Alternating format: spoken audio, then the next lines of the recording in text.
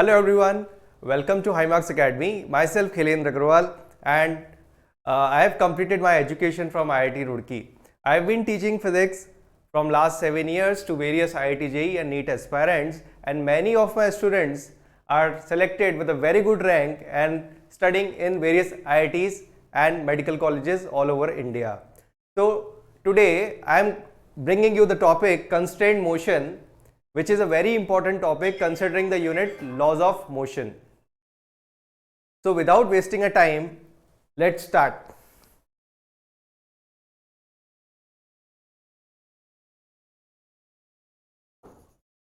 So the unit we are discussing is laws of motion, and in this we will discuss the topic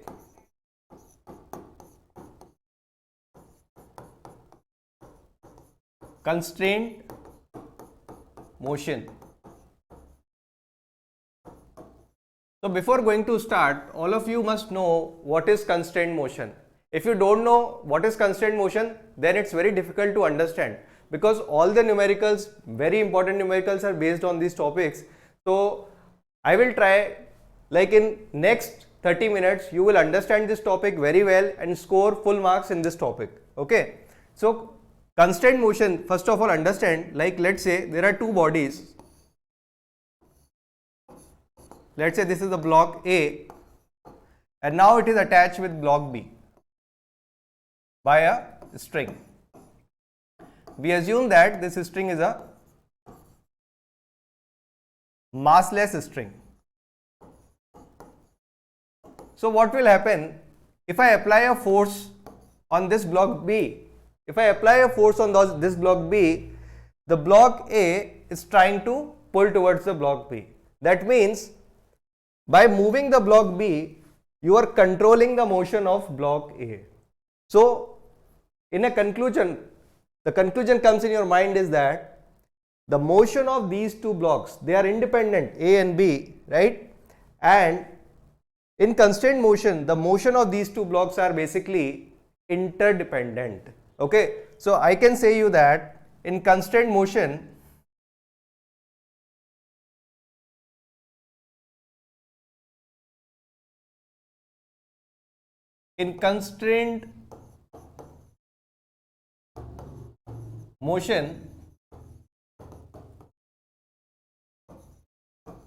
we can say that the motion of two bodies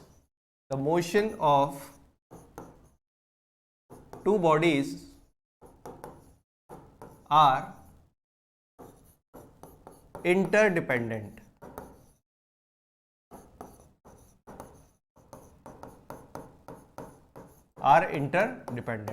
How we can bring out the velocity relation, how we can find out the acceleration, that we will proceed in the next slide. So you all know, like in constrained motion, basically the motion of two bodies are interdependent. So before going further, there are certain assumptions that we have to follow. So assumption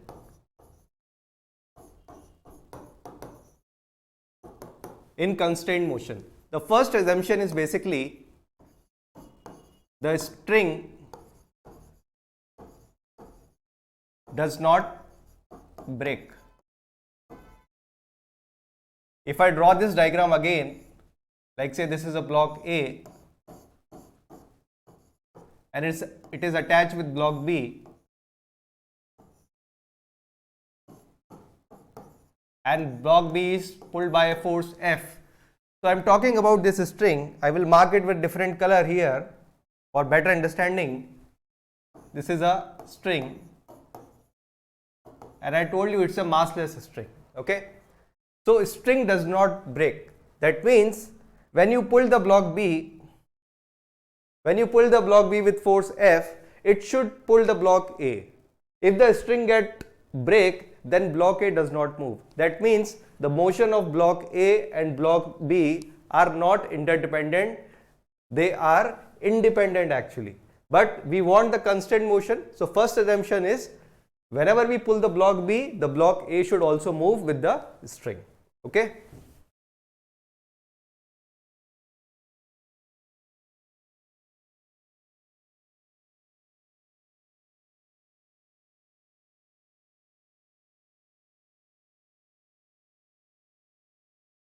The second assumption we have to discuss here is string does not slack. What do you mean by slack? Let's consider this diagram again. String does not slack means that if the position of B, block B, moves in negative x direction, what will happen? The string will lose up. It will be like this. Okay, so this means the string becomes slack if block B is moved towards minus x axis. Let's say if this is our coordinate axis and we consider this as positive x and this is as negative x. So if block B moves towards this, towards block A, that means it is moving towards negative x. It is moving towards, just wait a second.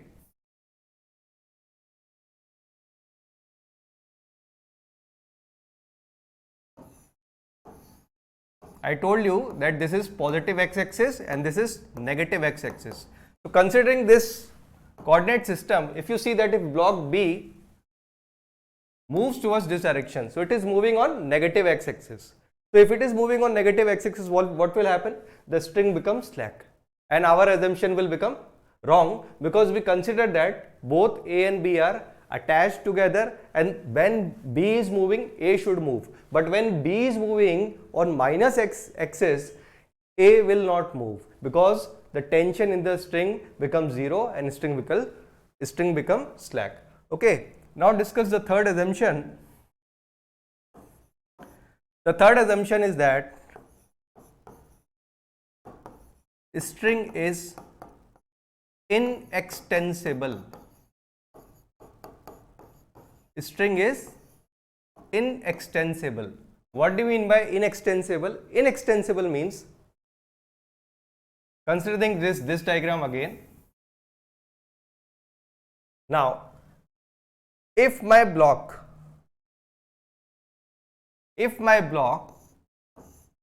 moves on positive x axis, what will happen? There are two cases possible. If the string have some elasticity, the string will extend, but the block A will not move.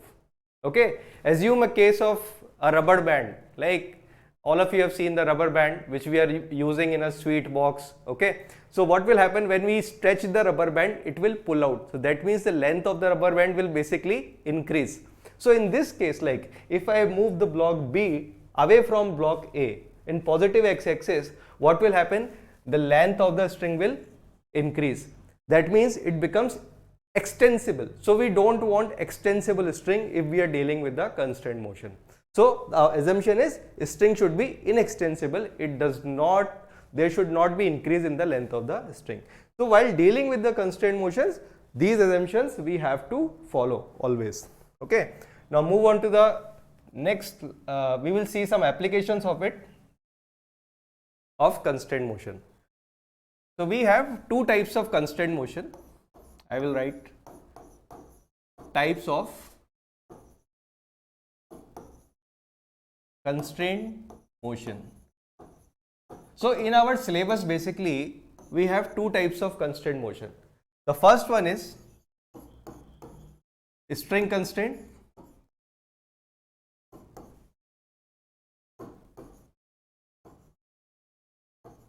String constraint motion, and the second one is rod constraint motion.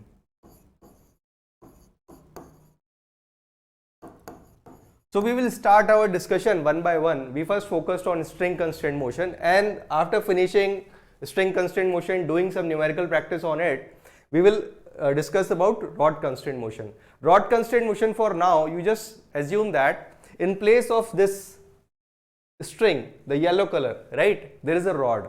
right? There should be a rod. So we will discuss this case after the string constraint motion. So let's focus our discussion on string constraint motion first.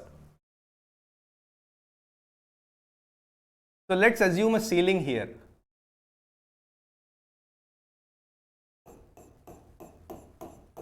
And from this ceiling, there is a pulley attached. Let's say there is a pulley attached. And from this pulley, there is a mass M.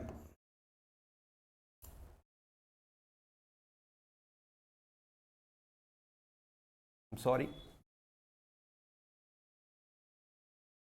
Let me draw it again. So we have a pulley here, and from this pulley, there is a mass attached.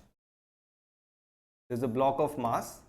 Let's say this is a block of mass M attached on one end of the string. Okay. The other end of the string,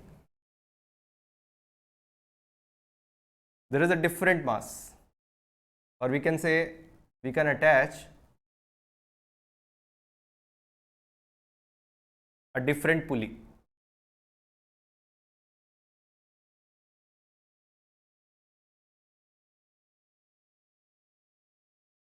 So from here we have a different pulley. From this pulley again there are two masses attached.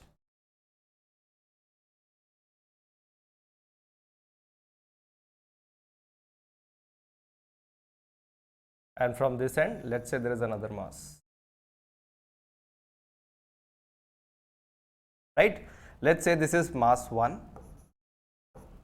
and this is mass 2. Right? So this is the basically a system for constraint motion. Here you see that pulley 1 is fixed. I can write this is a fixed pulley. Right? What will happen? Just analyze the condition here. If this mass M moves up and down, right? If this mass moves up and down, what will happen? This pulley is not fixed here. It's also going up and down, right? So as I discussed, like from the basic here, if you change the motion or position of one system, it will change the position of the other system, right? So apply this concept here.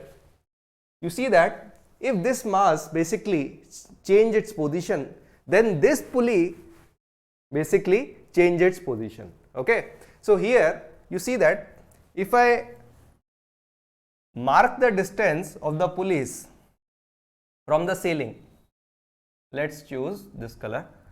Yes. So if I mark the distance of these pulleys, let's say this distance is basically xp, because I am talking about the pulley, so this distance is xp. Let's consider this distance of mass from the ceiling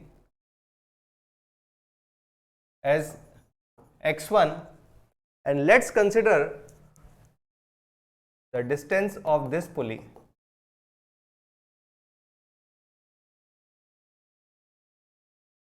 from the ceiling as x2. I hope you understand what I did. I marked the position of this pulley. I want to find out, like, if I change the position of this mass M, how much distance the pulley P2, let's say this is pulley P2, moves up and down, or how much this mass M1 and M2 moves. So that means by changing the position of one object, I repeat once again, if I change the position of one object, I am able to control the position of this pulley M1 and M2. So this system is, whenever this kind of systems comes in your question, you immediately in your mind that it is a problem of constraint motion. A practical example I will give you. Whenever you draw a bike, right, you ride a bike, what will happen? You see that when you give the acceleration, okay, so you get a jerk, at the rear wheel, right? What does it mean? That means the engine which is in the bike basically tries to deliver the power to the rear wheel first, okay? And the bike has a fixed length, so basically the rear wheel movement controls the wheel of the front, okay? So in the bike you see that, let's say this is a bike, right? This is the rear wheel, this is the seat, and this is the handle, and this is the front wheel, right?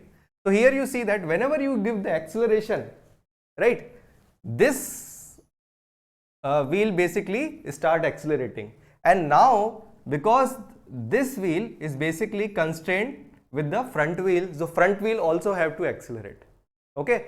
You never see that whenever you just give the acceleration, only the rear wheel get pick up and front wheel get static. It's not like that, because front wheel is attached with this rear wheel with this kind of setup. So it is also an example of constrained motion, okay? So let's come back to our discussion here. So this thing, yes. So this is M2. I'm sorry for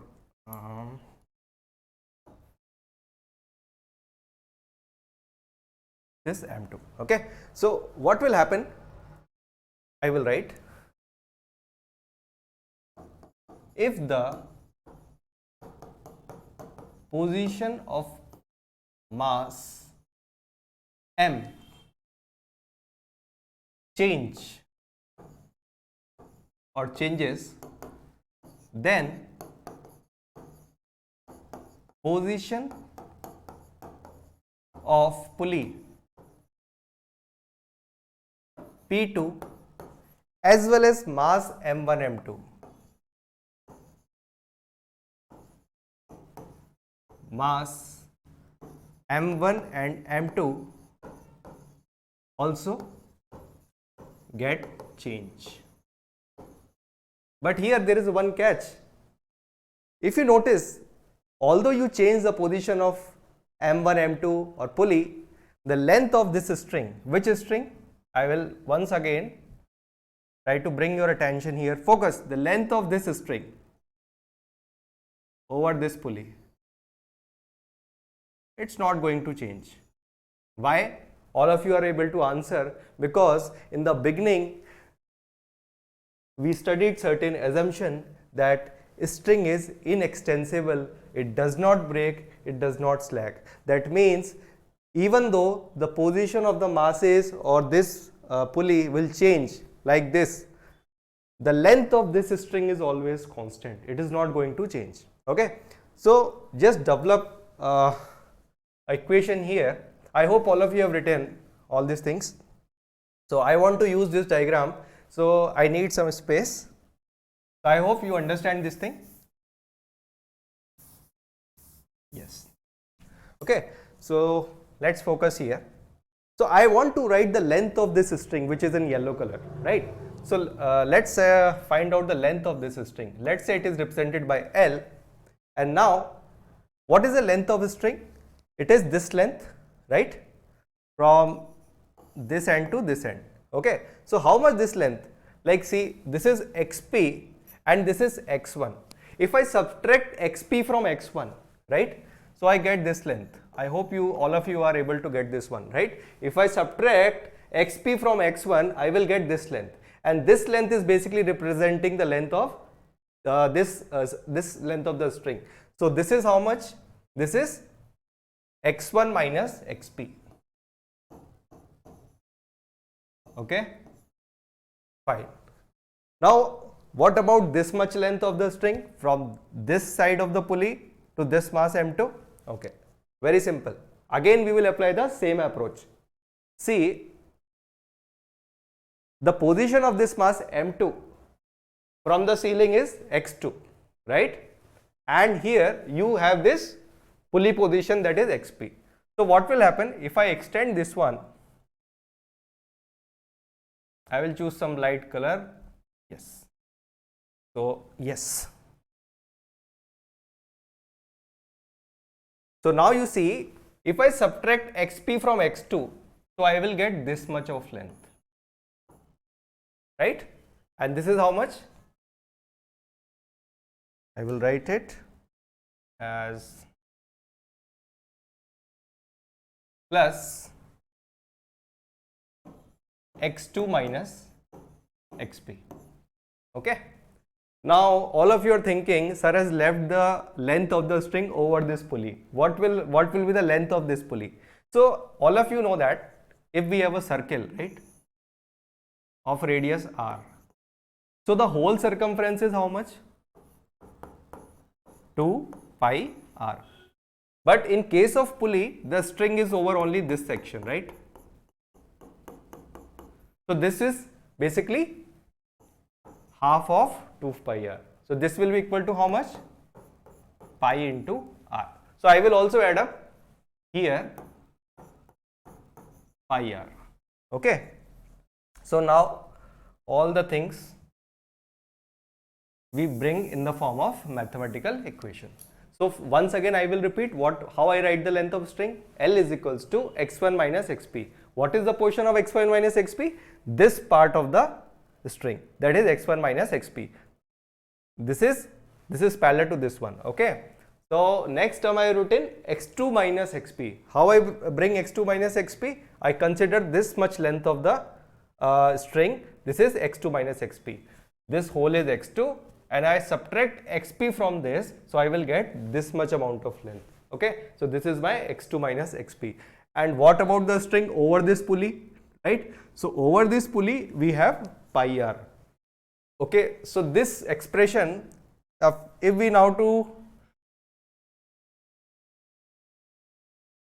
solve this, so we will write this L is equals to basically some constant, and now it is x1 plus x2 minus xp, and minus xp is how much? 2xp plus pi r. So the value of pi r is always constant. This is the radius of this string is not the radius of this pulley is not variable. Okay. And value of pi, all of us know from the very small classes that pi value is 22 upon 7 or 3.14. So this value is basically constant. So I bring this value here. So I will get here x1 plus x2 minus 2xp is equals to constant minus pi r. So what is constant minus pi r? Constant minus pi r again gives you the constant only. Okay. So we will write it as x1 plus x2 minus 2xp is equals to constant c dash. So if I want to conclude, this whole system is represented by just a single equation, which is x1 plus x2 minus 2xp. So whenever you see this kind of equation in your examination paper, so this whole geometry should come into your mind. Okay. So now I use this equation basically to find out the velocity with which these masses are moving and the acceleration with which this mass is moving. So we have to remember this equation always. It's very, very important.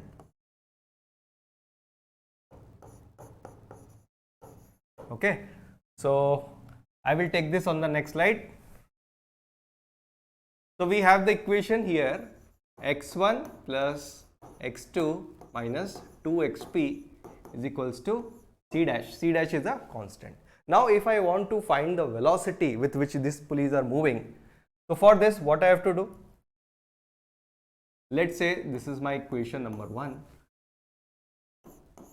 Differentiate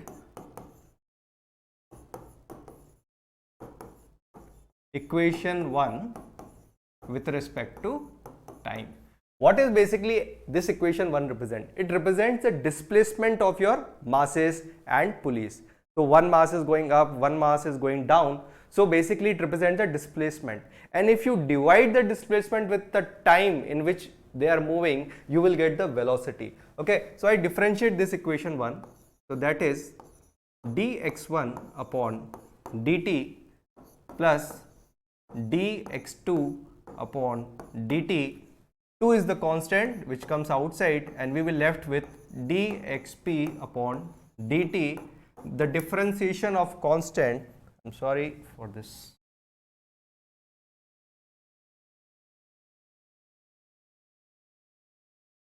So we have here dt again, and here the differentiation of the constant is 0. All of you know that from your mathematics. Okay.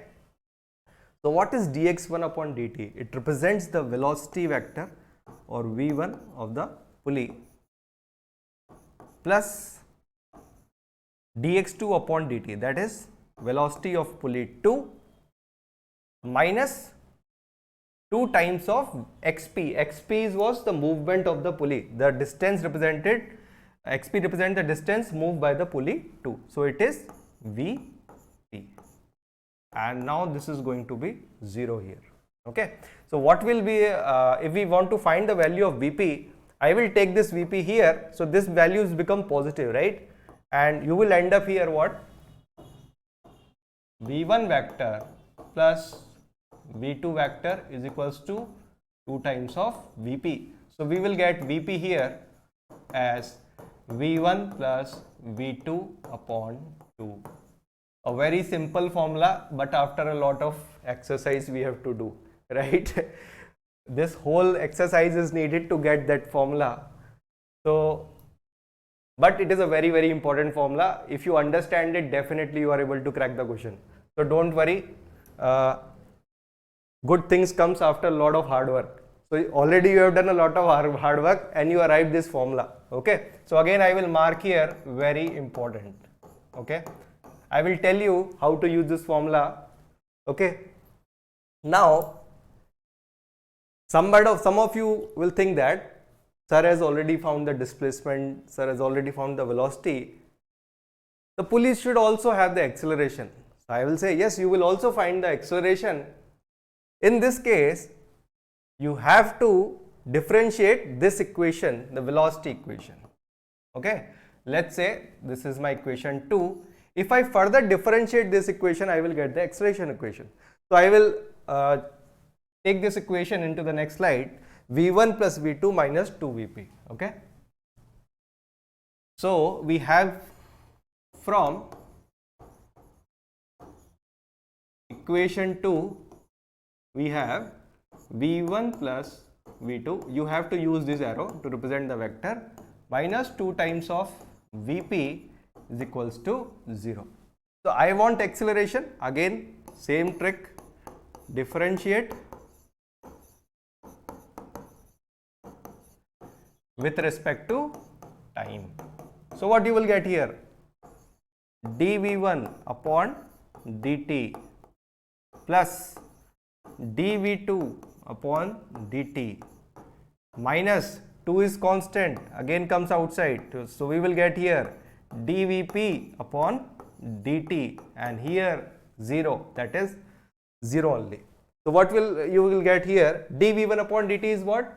Let's write acceleration of mass 1 plus dv2 upon dt is acceleration of mass 2 minus 2 as it is, and dvp upon dt is nothing but your acceleration of your pulley 2, right? And this is equals to 0. So from here, if you want to find the value of ap, so this will become a1 plus a2 by 2. Remember the vectors. So again, this is a very, very important formula. So we will, in nutshell, if I want to sum up again, we in constant motion, we first studied the assumption, we bring out the equation of the displacement of the pulleys, then we bring out the velocity, the relation of the velocity of pulley with the masses, that is Vp is equals to, as in the previous slide, Vp is equals to V1 plus V2 by 2, and then in the end we will bring the equation for the acceleration of the pulley with respect to A1 and A2. So this is the basically end of this topic. Now let's practice these formulas on some questions so that you get well acquainted with how to use this formula, how you can solve tough questions. Okay, so I will gradually choose the level of questions from easy to hard. Okay, don't worry, you will definitely enjoy. And remember, we are here studying for the marks. Marks is our aim. If we study a topic and we are not able to convert into marks, that is not good. Okay, so let's discuss one example, one basic example on that, no problem. let's say this is a pulley and I have attached two masses M1 and let's say this mass M2.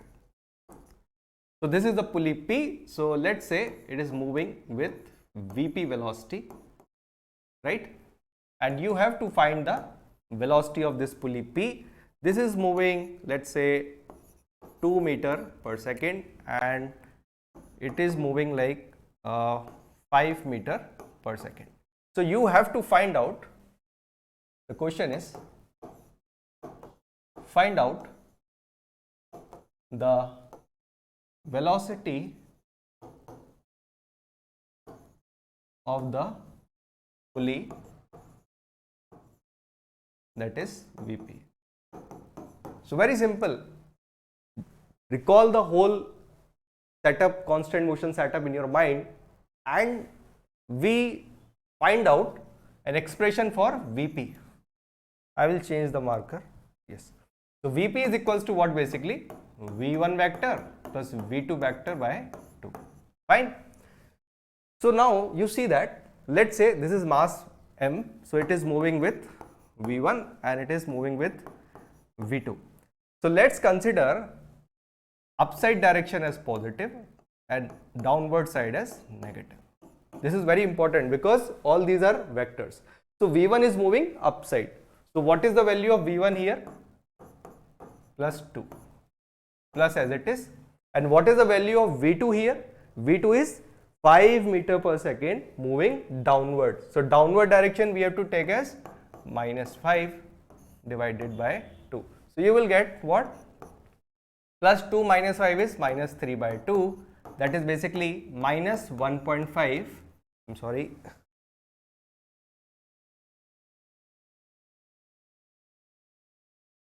Minus 1.5 meter per second. Many of you will say, sir, how velocity will be negative? Velocity is negative because this negative sign shows the direction. So what does this mean? Vp is equals to minus 1.5. That means my Vp is moving in downward direction. So we assume that the downward sign is negative. So our Vp is also moving downward. Okay. One more questions based on the acceleration. Let's try.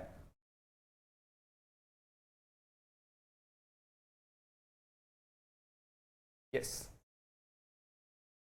So let's say another system.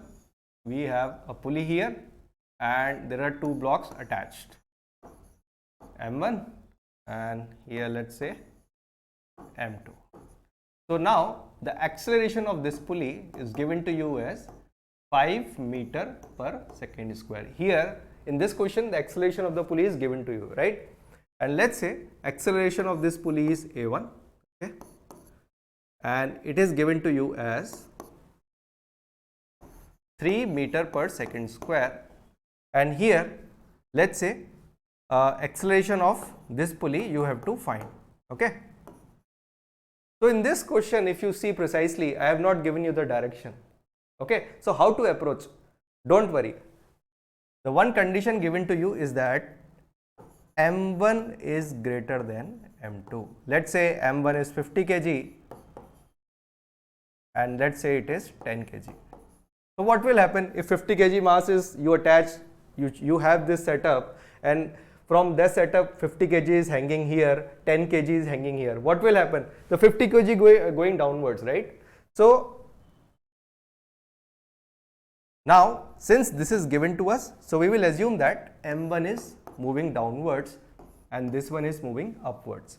So consider, let's say my downward motion is positive and upward motion is negative. Okay, so that's all. So now we will know how to relate the acceleration of the pulley with the individual acceleration of the blocks. So what is the value of A1? A1 is 3 meter per second square going downwards. And what is the sign for the downward? It is plus. So just put plus 3 here. Plus A2. A2 is moving upwards. We don't know what is the value of A2. Let's see what will it come. So write A2 here upon 2.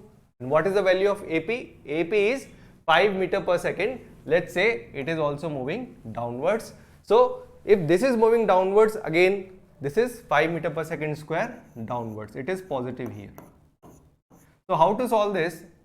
Just multiply 2 here. So we will get 5 into 2 is equals to plus 3 plus of A2 vector. So we will get here 10 minus 3 is equals to A2 vector.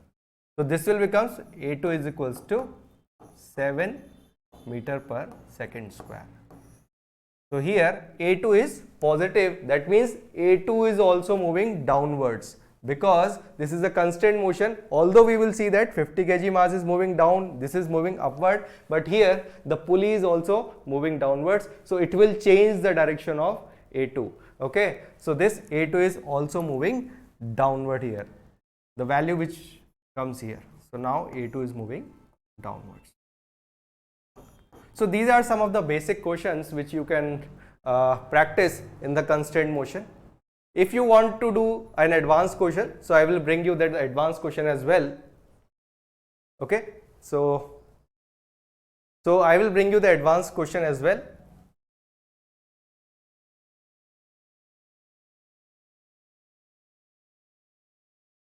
Yes, so in this question, let's make an arrangement. This is a horizontal arrangement. Let's make it straight.